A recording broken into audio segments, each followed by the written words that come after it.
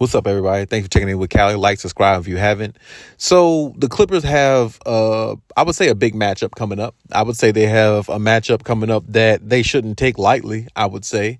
And I'm not talking about the Pelicans tonight in regards to them playing against the Pelicans and Zion. I definitely think that's going to be a competitive game. I do think the Clippers will come out with the victory. I believe it'll be a lot closer than what some may think. I definitely think it might be somewhere around, 116 to, 113, somewhere in there.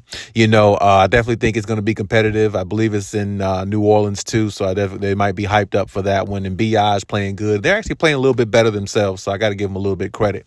But either way, I look at it from this standpoint, the Clippers matchup that, they're setting their eyes for, that they got their eyes set on, that they probably circled on their calendar, is against the Lakers Sunday. That's going to be a pretty big game. And I know the Lakers have been playing, pretty bad at 3-8 or 3-10 or something like that since, the bubble, since since the playing tournament, since they actually won the playing tournament and beat the Indiana Pacers in it. They've been playing horrible since then. Anthony Davis been playing good. LeBron's been playing good. The duo has been intact, honestly. But, the crazy thing is, even with them being intact, they still are losing games that they should be winning.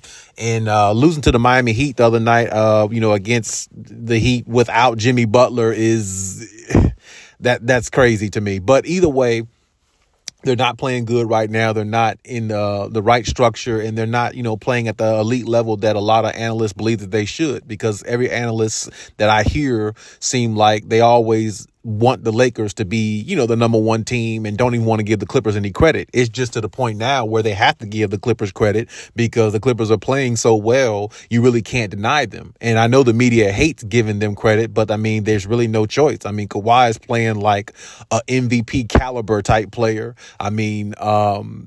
James Harden is looking like, he's rejuvenated. Russ has always looks like he's rejuvenated, full of energy and ready to go. And, PG's playing good as well. They're all playing very well with each other, and they're all enjoying it. And Ty Lue is just, in heaven right now, based upon everything that's happening with this team. Hopefully it can stay this way pending upon their health. But the Lakers are in a struggle, and they're not really playing their best at all. They're actually playing their worst basketball I've seen them play in several years since LeBron been on there. But at the same time, the Clippers understand one thing. This is their rivalry team. And as bad as the Lakers are playing, they can swing. They probably feel like they could swing the momentum of their season around if they beat the Clippers one more time within the seasons, because they beat the Clippers the last time. And on the flip side, the Clippers are looking to get a little bit of revenge from the last game because, they didn't come out with the victory, even though it went into overtime, I believe. But it's definitely going to be a tough game, I believe, because the Clippers get the best of the Lakers and vice versa when they play each other. It's just the way it is. The only thing is, the Clippers are a little bit more deeper now with a James Harden, and it's a new face on the team because of James Harden, rather than what the Lakers saw last time when they played the Clippers and it took overtime for them to beat them. And Kawhi wasn't even at his peak the way he is now. Kawhi looks in peak form now compared to how he looked in the beginning of the season. Even though he did look pretty good, but he didn't look the way he does now, the way he's playing now, even though I think that game he did have like 35 points or 38 points or something like that. He played good that game. But like I said, the way he looks now, he looks a lot more comfortable. He looks a lot more in rhythm. He looks a lot more bounce in his step, all that. That's not the Kawhi I think we saw against the Lakers the first time. So the Lakers are going to have definitely a huge challenge upon their hands. But I know the Lakers will get up for the challenge, because if the Lakers don't get up for any other team, they can lose every game. They can lose 81 games of the season. But if they had to play the Clippers 1 out of 82 games, they would give that their hardest. They would play their hardest in that one game against the Clippers, is what I'm trying to say. And that's exactly the way it is, and it's vice versa for the Clippers. So, don't think it's going to be, I'm not going to say this. I'm not going to say that it's not going to be a blowout. I think the Clippers can beat them by 20 plus points, but don't be surprised if it's not, because, you're going to get the best out of the Lakers simply because they're playing against the Clippers. And it's a rivalry that's been, for years.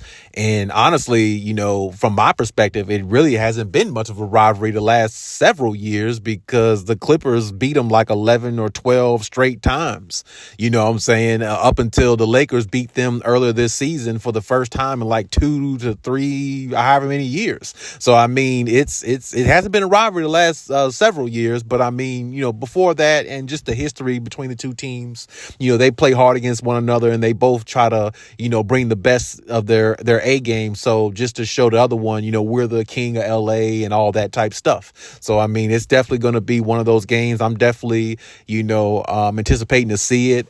Specifically, this is one game I would have liked to actually went to. I didn't have a chance to go to this one, but it'd be many more games to go for me to go to. But definitely going to keep my eye on this one, watch this game just like everybody else is, because it's one of those matchups where, we get what we want as fans. We get the best of the best, Kawhi, PG, Harden, Russ, AD, LeBron, it's the best of the best on the floor. And the competition and the level of respect is high amongst one another on the floor. And it's just one of those games where it's like, one team could be up by 20 plus points and you flip the channel and you come back, all of a sudden it's a tie game and it's going into overtime. It's one of those type, games amongst each other. So I'm definitely anticipating. I know everybody else is.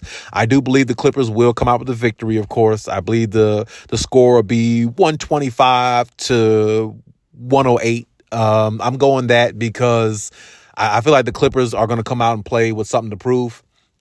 I feel like the Clippers are going to come out and try to put their foot down and don't let up on the Lakers. And the way the Clippers look so far, I mean, with the lineup that they have, and they went on the 9-game winning streak. Now they're on a 3-4 game winning streak.